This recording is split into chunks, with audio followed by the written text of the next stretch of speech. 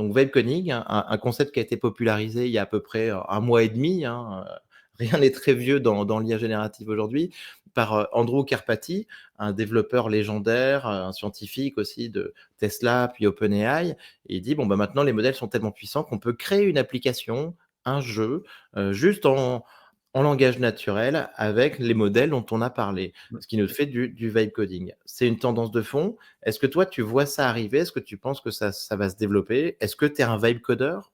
Ouais, ah bah, complètement. Alors, en plus, je suis pas codeur de métier, moi, Ouais, donc moi non le plus. vibe coding pour moi, c'est ça me permet de faire des choses que je pouvais pas faire il y a même, j'allais dire, il y a 6 mois, quoi. Enfin, développer des applications. Il y a Bolt qui a commencé un petit peu Bien sûr. à démocratiser ça il y a quelques mois, donc on a commencé un peu à voir la tendance et le vibe coding, c'est génial parce qu'en fait, aujourd'hui, on va plutôt se focaliser sur l'expérience utilisateur, sur l'outil qu'on veut, plutôt que sur la technologie à utiliser. Et c'est l'IA qui va faire ses choix à notre place, c'est l'IA qui va nous Mmh. guider en tout cas.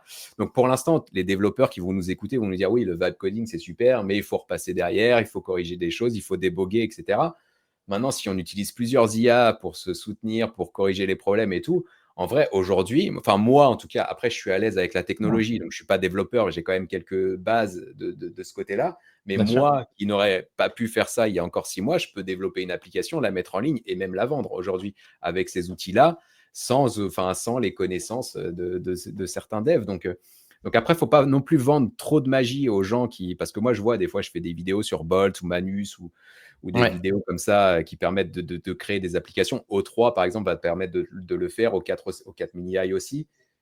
Et je vois aussi beaucoup de gens qui pensent qu'on peut avoir l'application et la mettre en ligne facilement sans aucune connaissance et aller jusqu'au bout du process. Il faut quand même un minimum de connaissances aujourd'hui pour héberger la techno, pour avoir la base de données derrière, etc. Il faut quand même un minimum de connaissances.